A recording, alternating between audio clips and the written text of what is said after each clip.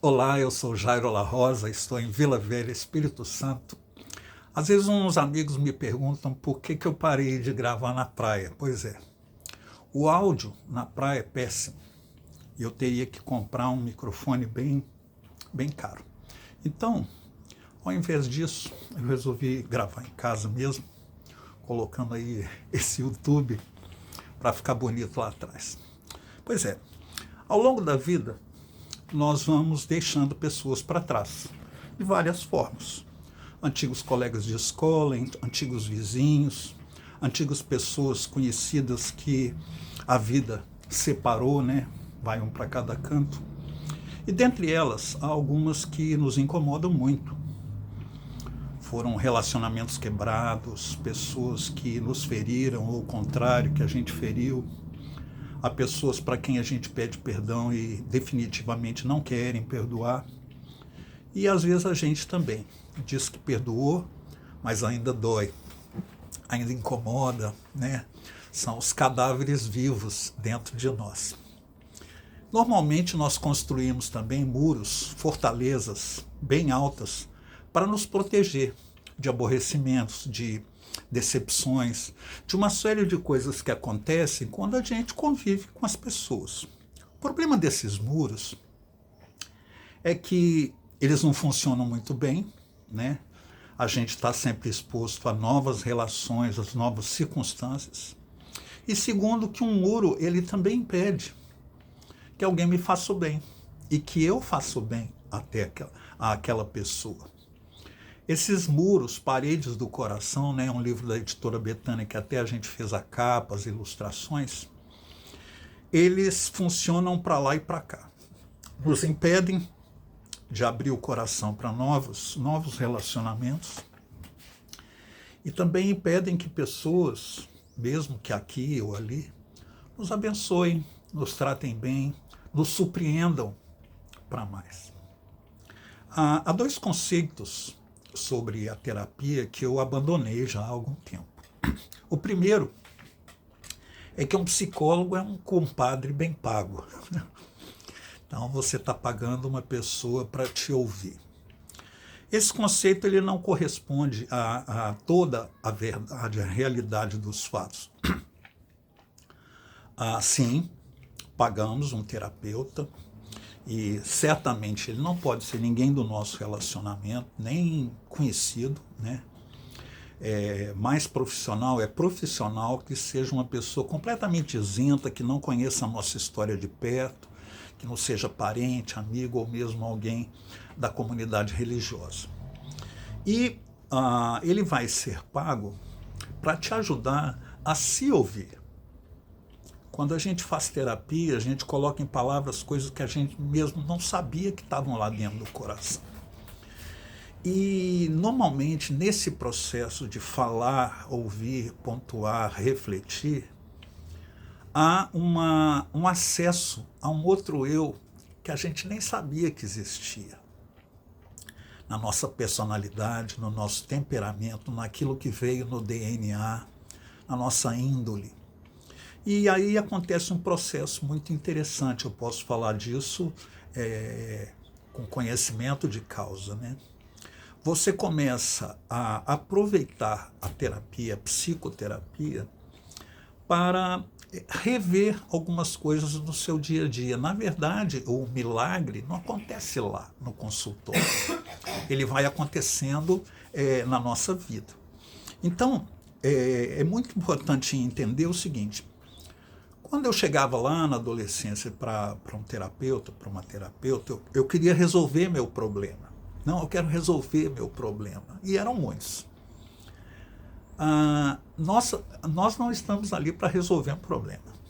Nós estamos ali para nos conhecer melhor e com esse conhecimento, com essa consciência, ver a vida de uma maneira diferente. Problemas podem ser até resolvidos, mas eles vão permanecer se estiverem dentro, no íntimo do nosso coração. E aí realmente precisamos de alguém para nos ajudar. Eu não gosto de terapia, não faço terapia, não, tal. Pois é, preconceito. Infelizmente, parece que não, mas hoje ainda a sociedade tem um preconceito muito grande com as pessoas que fazem acompanhamento médico ou terapêutico. Ninguém quer ser doido, ninguém quer ser louco, ninguém quer ser menosprezado ou desprezado porque precisa de um atendimento, precisa de um acompanhamento. Então, há 3 coisas a vencer quando a gente procura um psicólogo, um terapeuta, um psicanalista. A primeira delas é o orgulho. Eu preciso de ajuda. O orgulho nos impede de buscar ajuda e mesmo de reconhecer uma ajuda legítima. Geralmente a pessoa orgulhosa ela reage mal quando você fala alguma coisa que vai além do cotidiano ou do superficial. A segunda coisa que nós precisamos vencer quando a gente procura uma ajuda profissional é a ansiedade de resolver um problema imediatamente. É uma coisa que é um processo, né? Essa ansiedade nos impede de perceber pequenos detalhes que vão se somar lá mais tarde para resolver as coisas.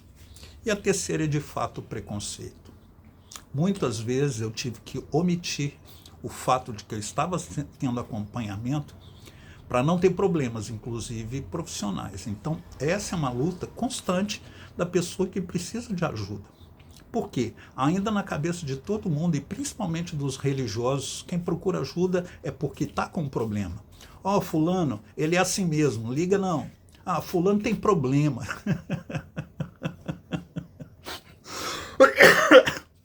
Todo mundo tem problema.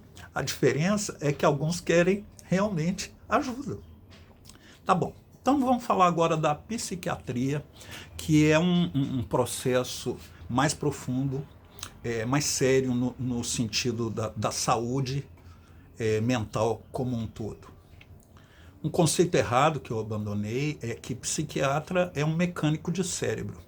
Não é. Em primeiro lugar, a medicina, como todas as ciências, avança, erra, acerta. Tem esse cara ali, aquela mulher ali que falou isso, aquilo. Então tem a faculdade, tem, por exemplo, o estudo. Meu pai é psicopedagogo. Aí eu falei, pai, quando é que você vai parar de estudar? Livro pra caramba. Ele falou assim, nunca. Enquanto eu estiver vivo, eu terei muitas coisas para aprender. Então, a psiquiatria hoje, ela é vista por algumas pessoas como o último recurso e como a panaceia que vai resolver tudo. Comprimidos? Não, são muitos. Remédio de pingar, eletroconvulsoterapia, né? Uma série de tratamentos são uma busca por uma qualidade de vida razoável. Por exemplo, cura.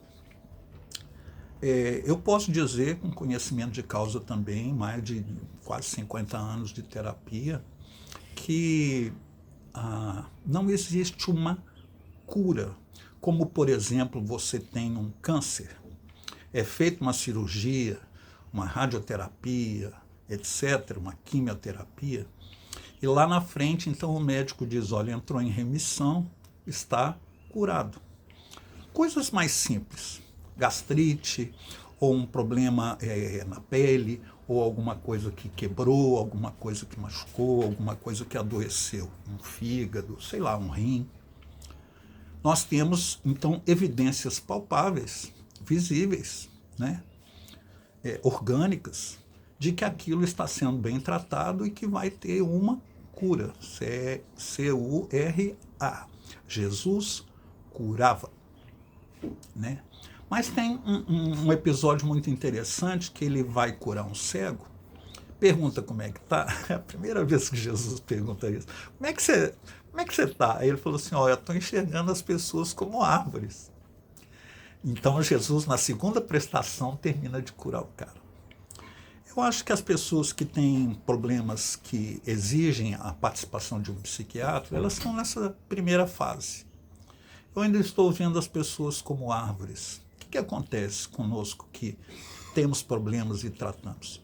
A gente não enxerga a vida como ela é. A gente enxerga a vida como nós somos.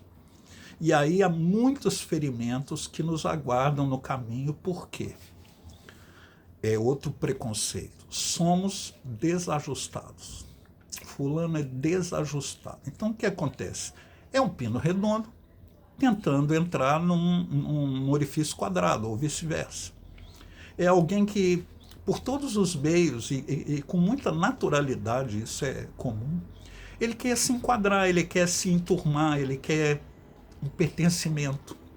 E o desajuste acontece quando não há essa comunhão do meio com ele, dele com o meio. Então, aqui nós vamos falar da questão do desajuste, vamos dizer, existencial. Todo ser humano é um desajustado. Por quê? O ser humano foi criado para viver num jardim, sem doença, sem pecado, com uma mente extraordinária, capaz de dar nome para todos os seres. O ser humano foi criado para viver num ambiente repleto de Deus, sem nenhum pecado, sem nada negativo, sem nenhum defeito. E a partir do pecado original, que é o orgulho, a humanidade passou a viver fora do jardim, em todos os aspectos. Vivemos hoje cercados de asfalto, de concreto, de aço. Vivemos uma sociedade enferma, que mergulha cada vez mais na fantasia, na ilusão, nas coisas que se pode ver nas telinhas. Vivemos num mundo desajustado. E realmente, do ponto de vista espiritual, nem há possibilidade de nos ajustarmos a esse mundo, porque, de fato, nós somos daqui. Fomos criados para a eternidade, fomos criados para Deus. E no nosso dia a dia, além da terapia, além do psiquiatra, além de todas as ajudas que se apresentam e devemos procurar quando precisamos, existe algo que tira do nosso coração a ansiedade, a dor, a angústia de não pertencer, a angústia de não ser amado, a angústia de não ser considerado, a angústia de ser, às vezes, até rejeitado. Quando Deus nos deu Jesus Cristo, o próprio Cristo falou lá para o ladrão da cruz: hoje mesmo estarás comigo no paraíso.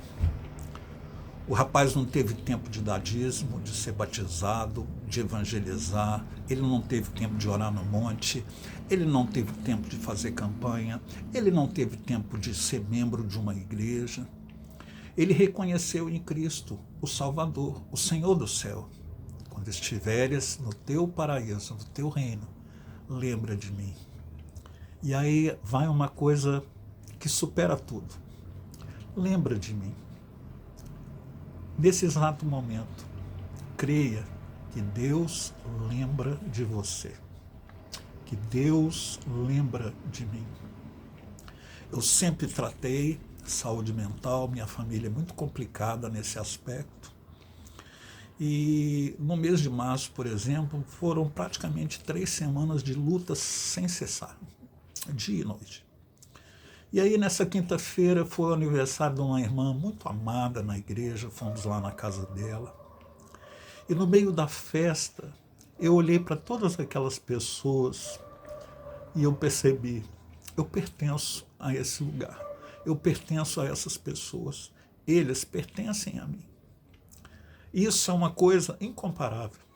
Fazer parte de um grupo, de uma comunidade, de uma igreja, como assim quiser dizer, onde Cristo reina. Tem pecado? Tem. Tem dificuldade? Tem. Mas depois dessas 3 semanas de muita luta, eu percebi que Deus está comigo através do outro. Isso é pertencer. Perguntam, né? Eu já passei por muitas denominações, perguntam em que igreja eu estou. E eu falo assim: não, eu não estou. Eu pertenço à igreja tal. E pretendo ficar assim até a morte ou o arrebatamento.